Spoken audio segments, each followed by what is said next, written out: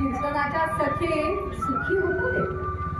कीर्तनात भजनात दंग होऊन एकरूप व्हावे, म्हणजे त्या विठ्ठलाचं रूप आपोआप समोर येईल. म्हणूनच म्हणतो, जगा रे गोपाळानो राम नामी जाई, मोला पुंडलिक वंदे हरी विठ्ठल.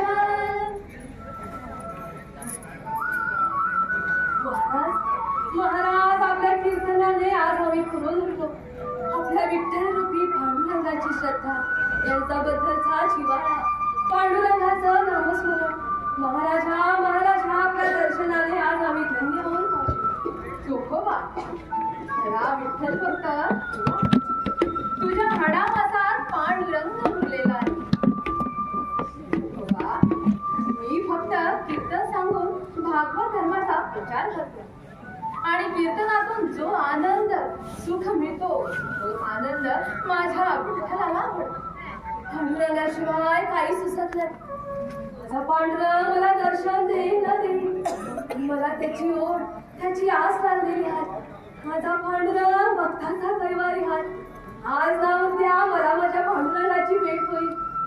महाराज, आम्ही सर्वजण विठ्ठलाची भक्ती करतोय, सदा विठ्ठल भजनात दंग होऊन जातोय.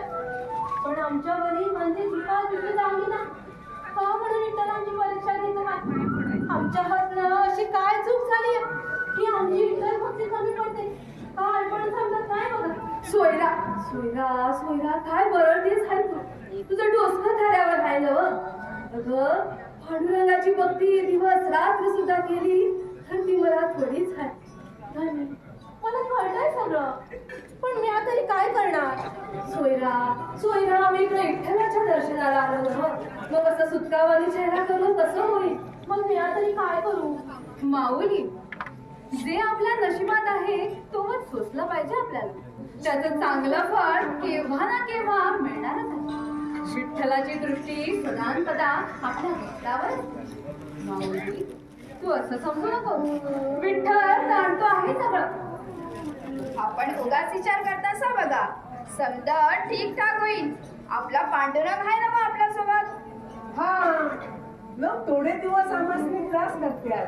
जे आमच्या नशिबी आहे तोपर्यंत आम्हाला त्रास नसला पाहिजे. नंतर समजा ठीकठाक होईल बघा. अरे आता मी सांगून सांगलो, पण हिच्या डोसक्यात जात नाही. सोयरा त्यात विसरून जा. माऊली, झालं गेलं चंद्रभागेत मिळालं असं समजतो.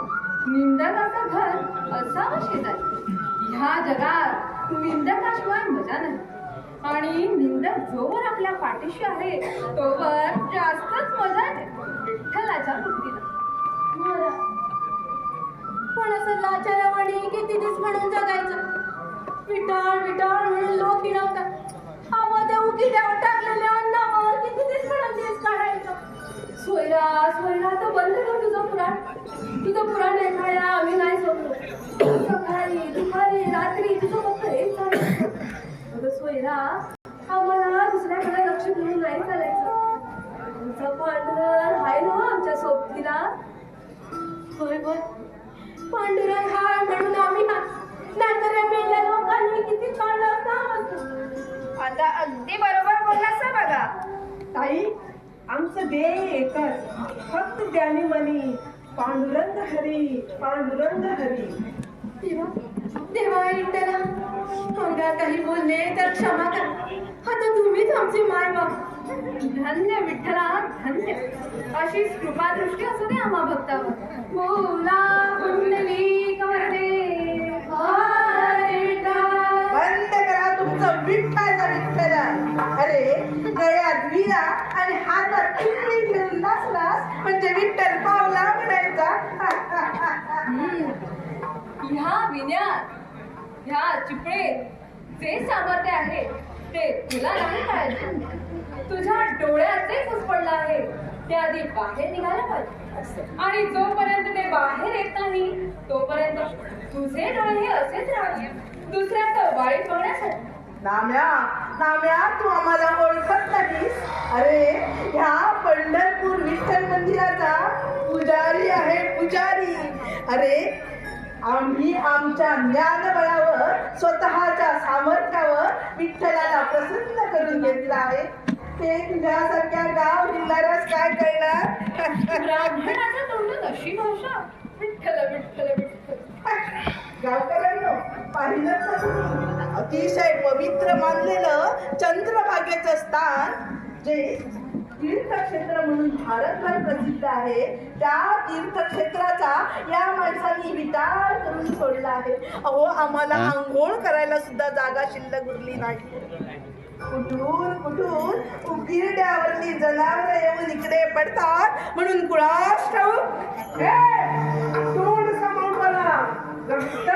बत्तीसी काढून हातात देईल. हा? आमच्या गावात येऊन आमच्यावर दमदार टीका आहे.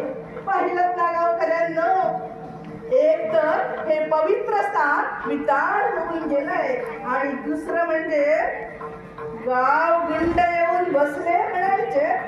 पुजारी बुवा, आपण काय बोलता आहात ते आपल्याला तरी कळतं का? नाम्या, तू चूप बस. अरे, ह्या चोख्याने सगळीकडे विटाळ करून ठेवला आहे. आम्हाला पाय ठेवायला सुद्धा जागा उरली नाही हो. अरे मग आता का तुझी पाय डोसक्यात घेतली आहेस? एवढी मेजाज हाय तर या पंखाच्या शरीराला हात लावून टाकव. नाही बसवून का धावला तर बघ काय. चला रे. मग काय? फक्त तू शांत राहा बघू.